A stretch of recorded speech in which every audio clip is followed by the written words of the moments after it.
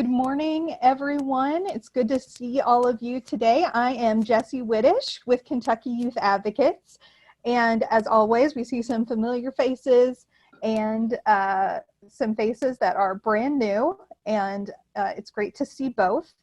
And we are so excited today to have I won't spoil Terry's introduction, but we're so excited to have a national leader and national voice about federal advocacy here. And I hope that you all are as excited as we here at KYA are. So just a reminder that we'll be recording the forum as a video and then later as a podcast. So we ask that y'all stay muted, but if you have questions or comments, please feel free to use the chat. And we'll collect those. This is kind of part one of a federal discussion. So please, if you have questions, share those so that we can maybe address those in part two. And we are also going to be sharing some helpful links in the chat as we talk today. So with that, I'm going to turn this over to Terry to welcome our special guest. Hey, thanks, Jessie. I'm not going to tell you that I'm pathetic, but am missing sports. But I actually record reruns of college football games on ESPN that I don't know the results of. So currently, I'm at halftime of Utah State and Idaho from 2 years ago, and I'll let you know who wins next week because I know you're probably pretty excited about that as well.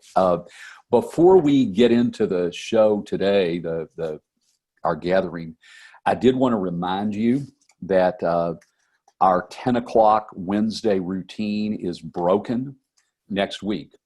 As a reminder that next week we will be gathering together at 10 o'clock on Tuesday, August 4th. As a reminder, the reason we're doing that is we're bringing together lots of stakeholders to talk about child welfare and COVID through the lens of youth voice themselves. KYA had the opportunity to engage young people throughout the state. The architecture of next week is we're opening with a message from Supreme Court Justice Lieutenant Governor Coleman and Secretary Friedlander will open the broadcast. We have a legislative panel of minority majority leadership. And then we have informed on the ground voices. Commissioner Miranda Straub, I see Michelle Sanborn on this call. Michelle is going to be part of that group. So you can guess coordinating the Supreme Court Justice, the Lieutenant Governor, and the Secretary was not easy. So we had to move it to Tuesday. So I'm sure Jessie will inundate you with that. The week after that is really part two of today. We're going to have key folks from Leader McConnell's staff on the call on Wednesday, the 12th. What we hope happens, you'll recall we did that this spring and had several key voices talking to them around especially childcare and federal packages. So we're going to be employing several of y'all to talk on that forum on Wednesday. We want to take what you're going to hear today and we want to Kentuckyize it as we talk to Leader McConnell's folks. So Jessie will make sure, I'm sure that you get that in writing, but I just wanted to kind of frame where we're going, that today is part one of really a two-part next chapter in COVID, federal support, kids and families, okay? Given that topic, we could not have a better person to introduce you today. Bruce Lesley runs the preeminent national group on federal advocacy and kids and families, First Focus. They have a very laser focus on making kids and families the priority for federal action, whether that's policy or budget. The other thing that I really appreciate about Bruce is that, first of all, they're very explicit And you know, this is one of KYA's biases, is that they don't see kids in silos. So they work in health and economics and juvenile justice and child welfare. The other thing, which again, many of you know, is I'm accused of this as a bias, and it's true, but Bruce shares it. They like to win. So it's not just a matter that we're going to go up to Congress and talk to them. They actually like to get wins for kids and families. And so I really appreciate the pragmatic approach, principled but pragmatic approach that Bruce takes. Bruce, I don't know if anybody matches his background. He at one time worked for a county judge in Texas, so he has that local experience. He then worked for a state representative in Austin. He was on Governor Ann Richards' staff, so you're getting it, county, legislative at the state level, governor, and then was a Capitol Hill staffer. So along with representing, for instance, children's health concerns through hospital associations at the federal level. So this is a guy who has multiple experiences and sees this action from Washington and how it impacts kids on multiple levels. Along with all that, he is a high school girls basketball coach, and I guess is looking at whether he's going to get a WNBA offer soon. But so he works on Capitol Hill and then coaches full court press. Bruce, thank you so much for joining us today. We're delighted to have you. Well, thank you so much, Terry, and appreciate the introduction, and huge shout out to you guys. I mean, I think the work you all do in Kentucky is among the best in the country among all the state groups, and totally share exactly what you were saying about, you know, working for wins and working in a bipartisan, pragmatic way to get there, and always putting kids at the forefront, and just, you know, being persistent. You know, you guys have always, you know, I love all the stuff you put out, you know, whether it's your fact sheets, your blogs, your tweets, you know, you're just always right there front and center for kids. And that's saying a lot. So I really appreciate being a partner with you guys. Well, thanks. Well, we're going to try to approach today at sort of a macro meta narrative level. My goal is for each of you to get a better sense of the landscape in Washington. Again, we're going to be working with you for the next week and a half on helping you think through specific requests that we want to make to Leader McConnell. Again, we're going to follow up afterward. We're going to release a blog right after this, which lays out some federal ask from KYA's perspective, but we want you to engage us. So our goal today is to give you sort of that insider look at DC. And I'm going to try to do that with a series of architectic questions. I worry, Bruce just shared the last podcast he hosted. He admitted being a little nervous because it was with Cory Booker, and he said he had written really excellent questions.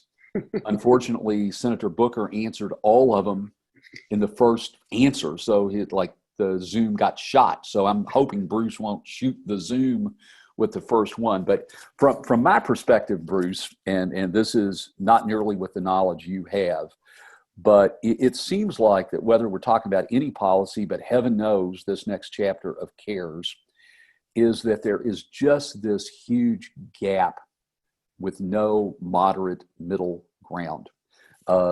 You know, I talk to folks a lot about Olympia Snow's book, Finding a Common Ground. She talks about that whether it's conservative versus progressive, Democrat versus Republican, rural versus urban, that when she came to Congress, there was common ground, and there is no common ground. I don't know the answer to that, but it scares me to death as I hear us going into this next series of negotiations. You want to kind of open with that, reflect on, is there common ground? Is it truly fractured? What's your take on that particular aspect of the DC scene? Yeah, I would say absolutely. Like when I started on Capitol Hill, I won't even date myself on that, but it was a while ago. Basically, the committees were set up such that if you wanted to introduce legislation and you wanted to push forward on an idea, the committees, Democrats and Republicans, would say to all the individual members on that committee, you have to, if you want to get this passed out of this committee, you've got to demonstrate bipartisan support. You've got to show that you've got an array of people on the committee who have co-sponsored that piece of legislation, and an array of people off the committee that have and on a bipartisan basis. Now you could have, it might be 15 Democrats and 17 Republicans, but it's got to be pretty close. You can't have a bill that's 28 one party and 1 or 0 from the other party. And so it forced everyone to have these conversations up front. And what you see today is that both the House and Senate is just wholly partisan. The House passed bill on HEROES, for example, had I think 7 Republicans voted for that. And then the conversations even right now, it's basically the White House with Senate Republicans, and Senate Democrats aren't being included. And yet to get anything passed, you've got to have all these parties, House and Senate, Democrats and Republicans, all talking together with the White House. And so it just delays everything, and it creates this crisis. And, in days, we're going to have the UI bump, and all kinds of things are going to expire. And, they haven't even, I think Mnuchin even said yesterday, something like we're in inning 2 of this conversation. And so it's a huge problem. And I would say, like, one of the things to highlight there for kids, I think it's particularly devastating because the status quo and non-action on things, just the way the structures of Congress work. If Congress doesn't do anything, there's automatic updates in Social Security and Medicare and all kinds of things, right? So senior citizens, non-action doesn't necessarily hurt them, but kids need their programs reauthorized. And, there's a growing population of kids, so funding has to be increased just to maintain status quo. And if you don't have any action, if you had gridlock, kids start falling behind. And you can see that, right? Like, we do an annual publication called Children's Budget. And, I'll give you the preview. We're going to release it in September, but the share of spending for kids drops in this book we're about to release to 7.4%. Kids are 25% of the population, and it's like year by year. You can see it. 2016 is closer to 8%, and it just declines every year. And then even in the Trump budget would have cut another 21 billion out of kids on an inflation adjusted basis. And so we're just losing ground. And I attribute it in large part to what you're talking about, is that this whole partisanship, people typically came together on kids issues. And now that there's this, actually it's a negative thing to come together, kids are sort of left on the sidelines. Yeah. So is there, I want to go from that big picture to asking you to demystify everything going on. I'm sure that the folks on the call are better than me, but I'm really confused where all this sits at the moment. Timing, what's at play. We hear a lot, as you mentioned, about seems like the unemployment differential has grabbed lots of headlines.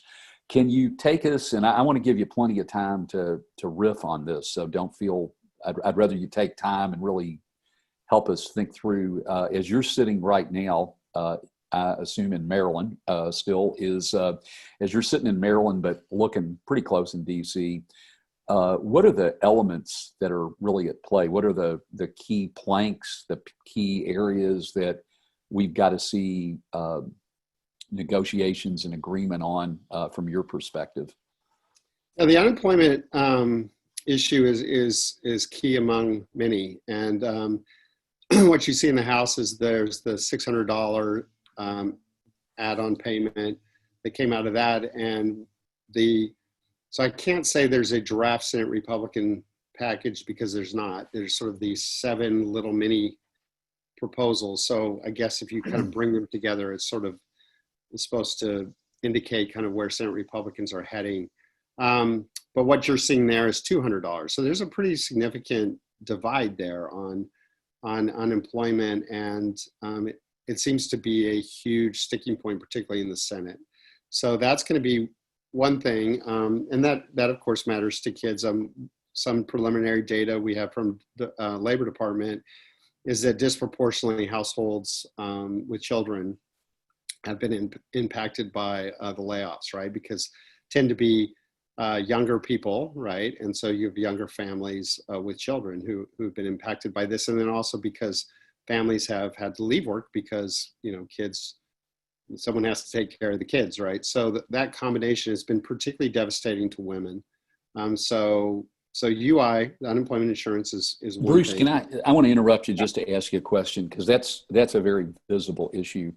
Yep. Can you editorialize, and then we'll go back to the bigger picture, but can you editorialize, is that truly philosophical or it's political wrangling? I mean, that difference of 6 and 200, and it doesn't seem like that's going to, win or lose the deficit or budget, but you hear pretty prominent voices really bringing a lot of energy to that table. Can you step away and just help us understand why that's such a big issue, why it's catching all the headlines? Yeah, I would say what you're seeing is some Republicans, particularly in the Senate, are pointing out that the $600 for some people is more than they were making before. So they believe that it's a disincentive for people to go back to work in various ways. Democrats, on the other hand, see the unemployment insurance as, it's sort of a no fault of your own, like,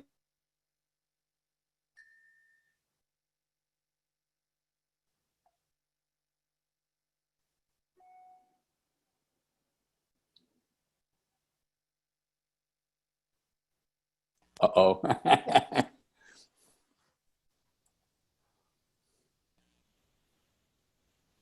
So UI's played a huge role in protecting families.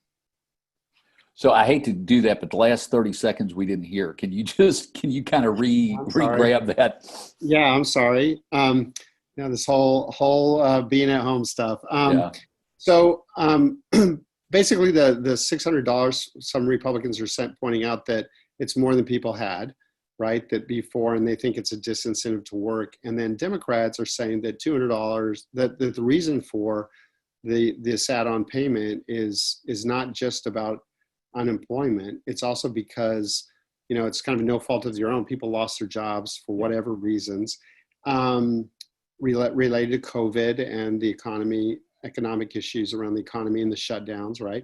But also that it's a stimulus. And there was projections that showed that that the unemployment rate could have climbed as high as 30%, and that child poverty could there's projections by Columbia that child poverty could increase dramatically by like 50% or so. And I think that one of the things that UI has done is really mitigated some of those things, and so mitigated some of the harm. There's an article today in the New York Times that I would point people to that talks sort of about the poverty and nutrition, and how usually hunger and poverty go together, but because of some of these things in the previous packages, have sort of mitigated some of that because, and in part because unemployment insurance. So I think that's some of the debate is what is the purpose of this, and that's where you kind of see the divide. Okay. Is some people see it more narrowly, and others see people see it broader. Okay. Well, I appreciate that. I didn't want to take you off your bigger picture, but I just feel like that was a big. So you're looking at the elements from First Focus's perspective. What are you keeping your eye on as to the 3 or 4 battleground issues that you and we should be concerned about? Well, I think I would say that when we started this conversation, when coronavirus sort of came on the scene and all this, one of the things we would say that in the first few months we were devastated that people like Elon Musk were tweeting, kids are fine, they're immune, and people weren't recognizing leaders in the country, and certainly in Congress, we're not recognizing that every aspect of a child's life was being affected by this, right? So their schooling, childcare, the child welfare system. You guys were quoted in an awesome article talking about the child abuse, and the numbers may be down on paper, but it's because that people are not being reported because the reporters are schools and childcare centers, and kids are not there. So we don't really know what's going on. We have some anecdotal information about that, but the child welfare system is definitely the data is not really telling us what's really happening, and we're all deeply concerned about that. Mental health, the homework divide, like on and on, right? Just all these things. Child poverty was threatening to go up dramatically, and now everybody was kind of like, the kids, forget the kids. What's kind of changed, I would say, in the last few months is people finally woke up to the fact of, oh yeah, schools might have to go back in session, and if we really want to jumpstart the economy, people need childcare, and if they're going to go back to work, and those settings have to be safe. And so, just a few weeks ago, McConnell started off and said, we got to make this package focus on 3 things. And one of those 3 things, the first thing he mentioned was kids. And we were like, oh my gosh, people are finally getting the kid angle. Now I will say the House package in many respects is much better than what we're seeing coming out of the Senate for kids at this point. But there's still problems, right? Like, so the advocates asked for $50 billion with respect to childcare, and the House put out 7, and the Senate, depending on the way you look at it, it's looking like it may be 15. But then the House subsequently got a lot of blowback from advocates that the 7 wasn't enough. And now they're moving forward on passing the Child Care is Essential Act, which would be the full 50. So that really is a good thing. Like, it really does show that advocacy has been hugely effective, and it's billions of dollars of effectiveness, right? Yeah. And then there's the question around what to do around schools, and the House and Senate the Senate bill's about 105. I would say some of the aspects of some of that we don't really like, we don't think are necessarily fair, and we hope is changed. Like, it withholds money from schools who are not necessarily reopening, but immediately, and that's, again, from our perspective, is no fault of their own. That has to do with how bad the epidemic is, or pandemic is, in their community. And then the House is probably double that. The other kind of major issue that we've been really focused on is sort of the payments, to the individual people. And we were really disappointed in CARES that the initial bill had $1,200 for adults and $500 for kids. Consequently, 2 adults, no kids would get more money than a single mom with 2 kids. And you can't tell me or convince me that 2 adults, no kids have more issues and needs than a single mom with 2 kids. But the payments were going, there was more to the family with no kids. And so we really pushed for equity. And so what's one good thing in the House bill is there is equity. So there's actually $1,200 for both adults and kids per person. And then the Senate, though, has maintained the $1,200, $500, just extended it. So that'll be another kind of important issue. So again, I want to jump in. So I just want to emphasize that, because I think that's a palpable point. If the folks on this call are reaching out to their congressman or Leader McConnell or Senator Paul, I'm not trying to put words in your mouth, but I want you to give me reflections. Part of our message is that a kid is a person, just like a mom or a dad is a person. So we're wanting a per person allocation, not discrimination by age. Can you help me talk about that? I think that is very well said. That's exactly right. And kids are, the way the initial package, they treated kids as like 41% of an adult. And we just don't think that really reflects the whole needs of children right now. Like, there's, parents need that money for childcare. They need that money for educational supports and upgrading their Wi-Fi or whatever to really take care of their kids, nutrition. like with schools closed, there's definitely some money in the original bill for nutrition, but most people were not getting that. And so these dollars go to help families for a multitude of things for kids. And so that is exactly right. We believe that children should be treated equally to other adults. The other thing to note is college students were sort of left out of the original package. One good thing in both the House and Senate bills is that's fixed. So the Senate bill did fix that problem. And then one other kind of important issue to sort of pay attention to is in the original in the CARES bill, there was a ban on anyone getting anything if there was an immigrant in the household. So a lot of citizen children in this country did not get any stimulus payments. Nobody in the household did.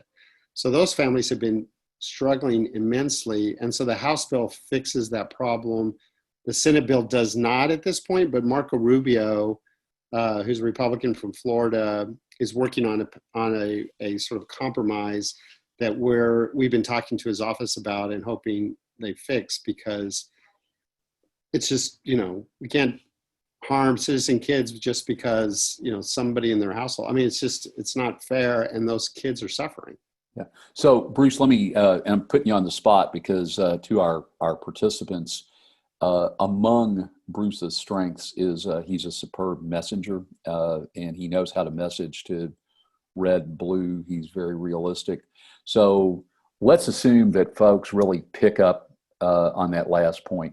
Eduardo, I saw you jumping out of your chair, so just be cool, brother. But help us out. We're reaching out to a largely conservative congressional delegation. One exception to that. If that was your issue, if somebody on this call really wanted to focus on that, how do you frame that for a conservative legislator? Can you help us get really pragmatic on that? Yeah, one of the things, in talking to Rubio's office about it, they're definitely drawn to the fact that, kids are kids, and we shouldn't harm kids regardless of their immigration status. And they're kind of doing a little of the no fault of the kids kind of messaging. We don't totally love that, but if it's working with his Republican colleagues, then we'll take that. But we've been really working with him on, really just saying, just protect kids. If you're gonna, there's all kinds of debates, we need to have on immigration, but for the purposes of treating kids fairly, we should have, in our country, we should treat all kids as best as possible and not have kids suffer, and that's why these payments are so important to these families. So the first issue, the message is don't make a kid pay a price because of their age. The second one is don't make a kid pay a price because of parental status. Am I getting that? Is that? Yeah, that's right. That's right. It's, regardless of someone's status, we should make sure that all kids are thriving in this country, or just not being harmed. Yeah. Other sectors you want to talk about? Like I know you mentioned K-12, and certainly in Kentucky we have a very diverse landscape on what school systems are thinking. Are there big issues at play when we think about? You've talked about childcare and economic stimulus. What about K-12? What's on the line there? Yeah, so there's definitely more. I'd say double the amount of money in the House bill to the Senate bill for K-12. But one of the issues I think is really important to focus on, and I think it's Republicans have kind of got caught with the changing status of where the virus is. So I think you saw people like Rick Scott, who's Marcos Rubio's the other senator from Florida. I'm saying all kinds of things in the a few months ago about why should we all because New York was sort of the epicenter. Why should we support New York because they're failing in this job? Well, now New York is really failing. Yeah, that's Florida, right? And so this idea that we're going to deny payments to some schools unless they're open, is interesting because like where the problem now is places like, you know, Florida and Texas and Arizona, which are redder states. And so it's just a little ironic that Senate Republicans are in this moment, because Trump really wants everybody to open up, that they're actually going to disproportionately penalize red states. So I think they really need to rethink that. I think they're sort of caught in their old rhetoric about New York and not really thinking now about where, if you look at the map, I mean, there's a picture of Trump yesterday, the map, it is the South and Southwest where now the virus is. And so that just doesn't make sense, that it would be Republicans leading to sort of, you know, block funding for their own states. Yeah.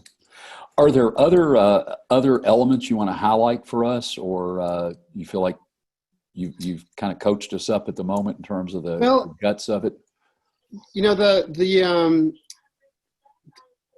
there's a piece in the House bill that I don't think is going to make it to the end of the line, but I do want to highlight it because I think it's sort of a long-term battle for us in the child advocacy community. And so the child tax credit is like one of the most important things to lift kids out of poverty. But the way it works is that the refundability piece of it is dependent upon income in a funny way. And so consequently, millions of children don't get the full amount because their families make too little, right? So you have to make a certain amount to get the full refundability. And so the one thing that's in the House bill is a fix on that. So Congresswoman DeLauro has a bill that we've been supporting to really sort of fix that. And it would actually cut the child poverty rate in this country by 41%. In the Senate, that bill's Sherrod Brown and Michael Bennett. And Marco Rubio's worked on a fix on the child tax credit too. So there's some bipartisan interest in this. And in the tax bill a few years ago, 67 US senators voted to fix the child tax credit and really lift, millions of children out of poverty. But then getting back to our original conversation, there was a Democratic proposal on that and a Republican proposal on that. So Democrats voted for theirs, Republicans voted for theirs. So consequently, 2/3 of people voted to fix the child tax credit, and it didn't pass because both things then failed because the people who supported one or the other didn't support each other's very much. There was only 7 people who voted for both. So anyway, so like that just was so frustrating, when you got 2/3 of the Senate saying we got to fix this, and then it didn't happen. Is there is there substantive pushback on that, or is it just partisan wrangling? I mean, somebody who opposes it, except for saying the other party wants it, what would we be hearing from them as to why they wouldn't want to fix it? Well, I could see the argument on why it shouldn't be in this package. It's not you could argue it's not totally related to coronavirus, and but we were at the same time we're really happy to see it being a part of the conversation, because it does, we do feel there's some bipartisan conversation going on around the need to sort of fix the EITC and the CTC when the tax bill comes up for reauthorization. And I think you'll see if in the next Congress there's going to be a tax bill, and we want to make sure that kids are a part of that. I will point out that it's one of these kind of never-ending conversations that you all know only too well, which is there's a competing proposal to fix the earned income tax credit for childless adults.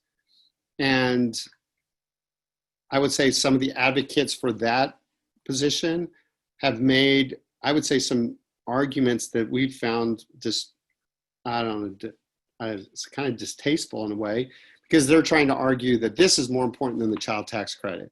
And we would, of course, point out that kids are 54% more likely to live in poverty than adults. So to say that we need to fix the adult thing before the kid thing is, and why pit, why are they doing that? Why are they pitting, this population against kids? So to us, it's just that never-ending battle. It's the kid advocates having to really push forward on this fix, and it could have such huge ramifications. And again, what the interesting thing about it is there may be some Democrats really leading on it, but it would disproportionately help red states. Okay. Okay.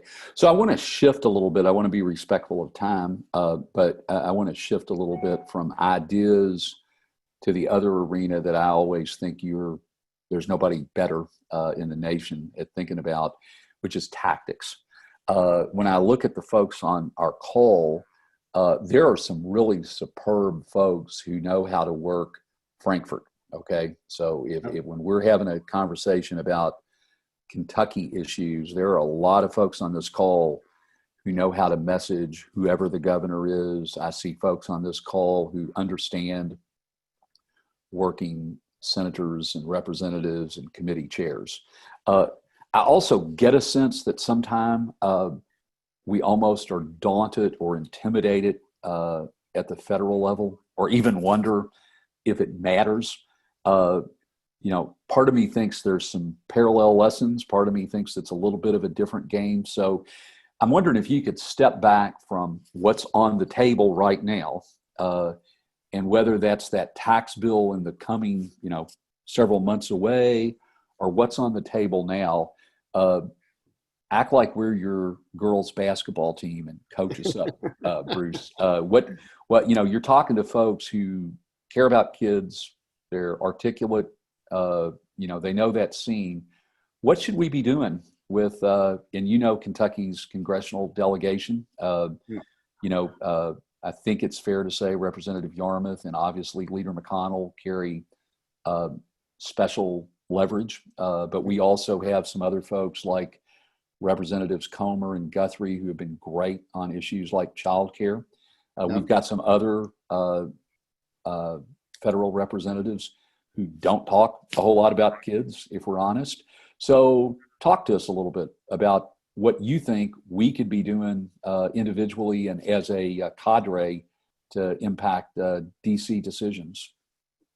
Yeah, so I think that's a great question, and I think that it kind of goes back to what we all believe is that there really is, if we're going to move forward as a country, that one space that should be nonpartisan is kids. Like, Democrats and Republicans, everybody in this country, we care about our kids. And so can we move forward on that and not have that be partisan? And that's one of the exciting things to me about even this whole child tax credit conversation is you do see there's a proposal by, Marco Rubio and Mike Lee. Mike Lee could not, is in there with Rand Paul as two of the most conservative members in the Senate, right? He's for fixing the child tax credit. And then you've got, progressives doing that. So there's some room there. You can see some potential of reaching some sort of common ground and deal on the child tax credit. The other kind of thing that we have become more interested in really thinking about is fixing structures, just like making systems work better for kids. That should also be really bipartisan, right? And so one of the things we've done recently is really looked at what other countries have. And so other nations have a child poverty target. So we may not all agree on this side of, and on a partisan basis about what it is we need to do to address child poverty in this country. But can't we all agree that we should cut it? And so if we can at least create a target, and we all know, we know that if you kind of you measure something, that's what gets attention. And to us, like kids are always the afterthought. But if we have some target out there that we can hold people accountable to on both sides of the aisle, it will hopefully force them over time it'll be embarrassing not to reach that target. Yeah. And Great Britain did that, right? It wasn't that a classic campaign? Exactly. And they did it. And one of the things that people don't really realize about that is Tony Blair made the commitment to cut it in 10 years. They did it in 3. So once they sort of made that commitment and they kind of put the structures in place, wham, it went in half. And they had a child poverty rate that was higher than ours, and it went in half, and ours stayed here. So it's totally doable. We also did it for seniors. Why can't we do it in this country? Why can't we do it for kids? And then kind of other things like a place where Yarmouth really plays an important role is one of the things we would like to see is that when the president puts out their budget or the Congress passes their final budget, in the case of when the president puts out their budget, they should have, OMB should have to tell the Congress in their budget submission what happens to kids in it. Did they increase the share? Holistically. Holistically, yes. And so, and we think it would have huge ramifications because I will say not every president cares if they're submitting a budget where they show they do poorly on kids. I don't know, frankly, if Trump would really care about that. But I think George Bush would have cared, and I think Obama would have cared, and you know, I think Biden would care. And so we think that it has a really important kind of psychological thing for an administration because kids are an afterthought. That if once they put their budget together, they see that, oh wow, we've really shortchanged kids, it will make them go back and at least think about it. It may not do much about it, but it'll force them to think about it. And then it's also information to all of us as advocates about what's going on. And then also information to Congress to either to potentially reject or, you know, go along with about what's going on there. Then on the in the congressional side, what that idea would do is then when Congress finishes its budget, then CBO, the Congressional Budget Office, would tell Congress what they did. And again, just knowing that CBO is going to put out a report about what's happened to kids, we think that will have an impact because people have to think about, do they really want 3 months later some report coming out saying, wow, you really shortchanged kids? Yeah. And so kind of some of these structural things. So like creating a child poverty target, creating a children's budget.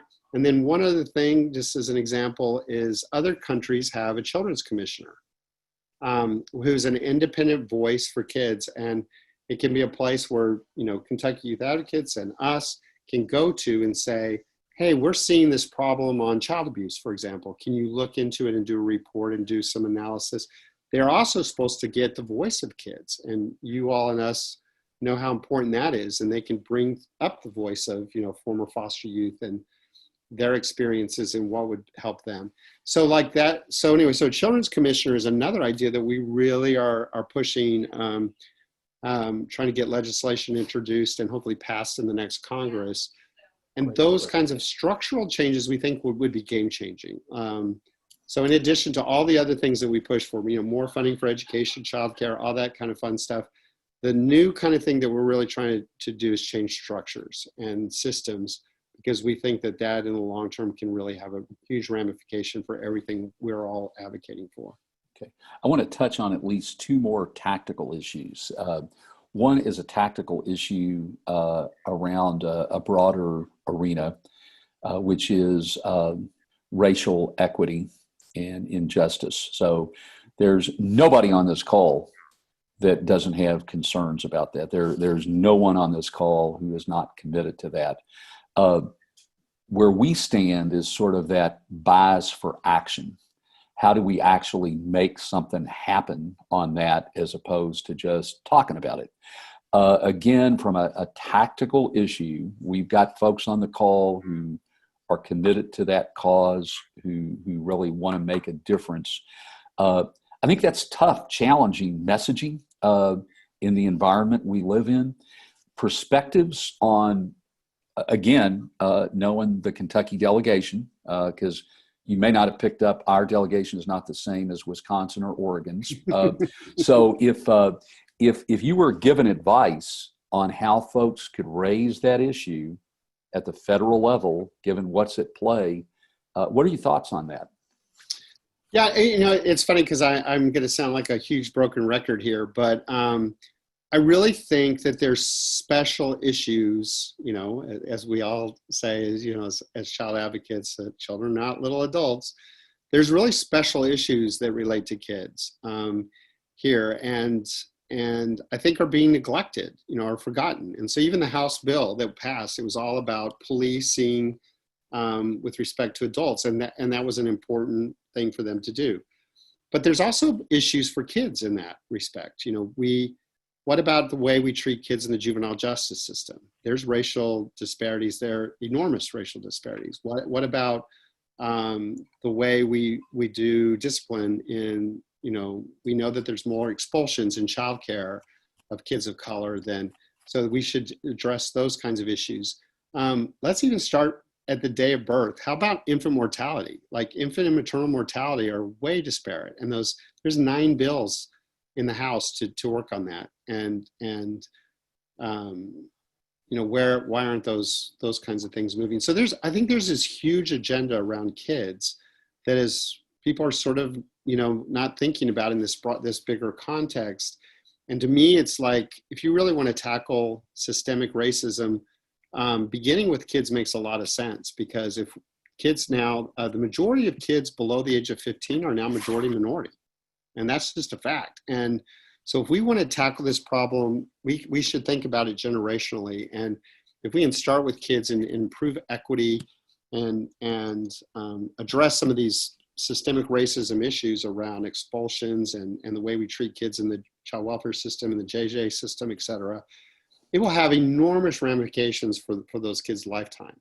And so to me, that's, one of the things that we really want to see raised, education funding and equity, huge issue, right? So all these kinds of things that I don't see in this conversation, and I'm hoping we can sort of inject into it. Okay. And then let me just make a quick plug for something. One of the things that we want to work with you guys and other kid groups on is this, as I said, I'm a little of a broken record about kids are so often treated as an afterthought, but it sort of starts think about ways to sort of campaign, because we know, like you can do polling, the public is with us. Like they are totally, any kid issue you poll is 75, 80% people support them. And so it's how to get the politicians to recognize that it matters and they should care about kids, and kids don't vote. They don't have super PACs, all that fun stuff. So that's our barrier. But how do we raise the kids into these conversations? And so we want to sort of create some sort of movement where there's sort of a Commit to Kids campaign. And that was a conversation we had with Cory Booker was, you're amazing on kids. So how do we get other people to get it and understand? And he was great on the issue, but how can we sort of get a movement going that get some of these people? There's, like you said, in your delegation, there's some people who are doing good stuff on kids. And then there's some people who don't even think about them, probably don't even mention the word child like one time in a month. So how do we sort of do a campaign to sort of keep these people who are champions and make them bigger champions? And then how do we get these other people who are just ignoring kids and if nothing else, at least move them into a neutral standpoint? Like I was talking to our friends in Texas, and they were lamenting about Ted Cruz, and issues they have. And I said, look, they're like, I don't know that we should even bother talking to him. And I said, absolutely, you need to talk to him, because in some areas he's not predisposed to be against us, and in other areas where he is, we just need to get him not to be opposed. Like he in some respects, sometimes even moving people to the agnostic position. Just be Switzerland. Yes, exactly. Just don't put a hold on our bill. So we're moving a children's commissioner bill, and it's like we need every, I think something like that would pass, 97-2, but the 2 need to just not put a hold on the bill, right? Yeah. And so they can vote no, but come on, like the vast majority of the Senate and House would support like some of these structural changes we talked about. It's information. It doesn't cost a lot of money at all. And so if they'll just if they'll just be Switzerland and say, I don't love it, but fine, then we can actually move an agenda, So I think everybody's worth talking to.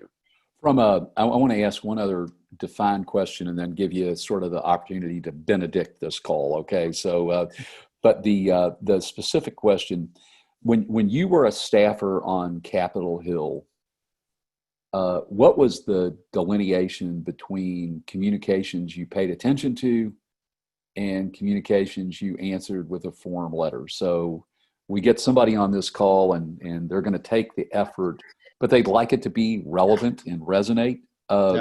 Couple tips. Yeah. So we in one of the Senate offices I worked for, we had, and I think this is important for child advocates to understand, is as a staffer, you get a stack of mail every day that's like this, right? And so the first time you see an issue, you're like, what? And you set it aside. The second time, you're kind of like, wait, I saw this the other day. Huh? And you set it aside. The third time you see it, you're like, okay, I probably should read more about this. I'm going to put it at the top of my stack. The fourth time, you're like, okay, I need to read this. And by the fifth and sixth time, you're like, oh my God, this is a movement. And so as long as it's not like form levers, Yeah. you hear from 6 people, just 6 people. So 6 people, like, and I'll tell you, this was when I worked for Jeff Bingaman from New Mexico. So 6 people in New Mexico contacted me and said, oh my God, you guys have got to do this. You know, there's a bill on the Children's Health Insurance Program to improve outreach and enrollment. Can you guys support that? If I heard from 6 people, I was knocking my boss's door down to try to get him to do it. So like this, you know, this whole thing about, you know, AARP, we're X million strong. Great, good for them. I would say, like, we really, it's the people on this call. If we call members of Congress, they're going to think like it's a huge movement, and it is, because we do. We speak out on behalf of people who care about kids, and that is a lot of people who just don't have the time. So anyway, that to me is what it is. Like, as long as, you know, it's a difference between having a real person call you and talk to you or send you a letter versus sort of like the form letters that you get. Like, that is something. So from a pragmatic standpoint, instead of a form letter that we try to get 8 bazillion signatures on, 10 letters from individuals written in their own voice with their own zip code. That's what I hear you saying is the effective means. That's exactly right. I think these petition drives, we threw away petitions. So, you know, you might, if they were on your side, you would respond to them because you wanted to say, hey, we're with you. But if they were not, like, you were kind of agnostic about the issue, or you were actually on the other side, you just tossed it. Yeah. But like individual letters, you kind of have to respond to. And so, and again, like, once you kind of hit the 6 category, you think it has that feel of being a movement and that you need to get on top of and pay attention. That's really helpful. So we got a couple more minutes left, and I just would invite you, because frankly, I've seen you do it and you're good. Offer us a little, you know, good word for the cause, sort of as we close this out. Any closing comments or encouragement for us? Well, I would say that one of the things I would argue is that, like, we are seeing some changes in kind of how the attention kids are getting on certain things. Like, you know, and it's funny, it seems to happen with time, you know. So like, you look at the first CARES package, kids were just not, I mean, we felt like we were just running up against a brick wall. Like, people really, there was kind of this, everyone was kind of like, kids are fine. What are you talking about? Kids are immune. Kids aren't being harmed by this. And, you know, we were doing the kids are not all right. And, you know, and people are like, yeah, whatever. It's interesting because now you saw, like, McConnell himself 3 weeks ago, you know, listed the 3 issues and said kids were a priority. So kids are in the conversation now. I will say the same with the presidential debates. You know, those first presidential debates back in Iowa, we were just like, we were so frustrated. I mean, nobody was talking about kids. And then it sort of broke. And I will give Cory Booker a huge credit. He was the first one who's talked about child poverty in a presidential debate in something like 20 years. So he talked about child poverty on the stage unsolicited. Then there was a question asked, and so a bunch of them talked about it. Kamala Harris put together a 26-plank children's agenda. I've never seen anything like it. It was unbelievable. You know, Senator Bennett has that child tax credit bill, and he made that a huge conversation. Even like Marianne Williamson was talking about creating a Department of Children and Youth. So you started to see, like, this whole, like, multiple candidates talking about kids in ways. Andrew Yang had his credit that he was talking about. It didn't include kids, and he got so much grief about it that now he says it should include kids. So that, I just feel like there's been this enormous, you know, you saw Elizabeth Warren talking about childcare, and Gillibrand talking about family medical leave. So I felt like there was this huge movement and interest in kids, that sprung up, and you saw people putting together planks on virtually every topic. Biden's even got something on juvenile justice. When have you ever seen a presidential candidate talk about JJ, right? So I just feel like there's some momentum that we're getting, and people are sort of getting it, that if, campaigns are about the future. And if we're thinking about the future, it's got to begin with kids. So I'm hoping that we really see a break in a new Congress and a new administration about, having some focus on kids. I think it's going to require a lot of work. I will say, of all the candidates, I would say that Biden on the Democratic side was not among the top of having kid agenda. So we're going to have to put a lot of pressure if he were to win. I would say that in any Congress, there's, the predisposition is still that kids are an afterthought. And so we're going to have to put pressure, but I do feel like there's some movement. Okay. Right. So, and I attribute like groups like yours, like I really, I'm going to top, senior praises again, but I think Kentucky Youth Advocates, like we learn a ton from you guys about the way you approach your work. And I think that if we just keep building that movement as partners and with, keep working with the other states groups, I think that we can get there. And we're working on, like I said, sort of this Commit to Kids campaign. We're thinking about trying to create sort of an ambassadors program at some point, and would love to work with you all on that, and who would be smart people to work with in Kentucky on something like that, that would then work to support both us at the federal level, but also anything. It'd be sort of a cadre of people that when you call on them to do advocacy in Frankfurt, or we're calling on them to do something in DC, that they're just poised to step into the breach. And so anyway, but anyway, thank you so much. Okay. It's awesome to see you and talk to you. Yeah, folks on the call, we appreciate you joining us. And again, I'm so happy that you got to hear somebody who I have such deep respect for, as carrying principles, but also pragmatism, because I think both of those are really important. Bruce, I appreciate you being the best voice there is in DC for kids, and appreciate you making time for us today. So, Jesse, I think I am supposed to say goodbye instead of you. So I'm going to say goodbye. Jesse, I think, has already sent out some KYA thoughts on the federal issue. I'm sure you'll get reminders on next week's special edition with Supreme Court Justice Lampert, Lieutenant Governor Coleman, Secretary Friedlander, Republican and Democratic legislative leaders on youth voice, child welfare, and COVID. So thanks for joining us, Bruce. I think you're a rock star, and it was an honor having you here today. Thanks. Oh, thank you. Okay. See ya. All right. Take Bye, care. everybody. Thanks, everybody. See you next week.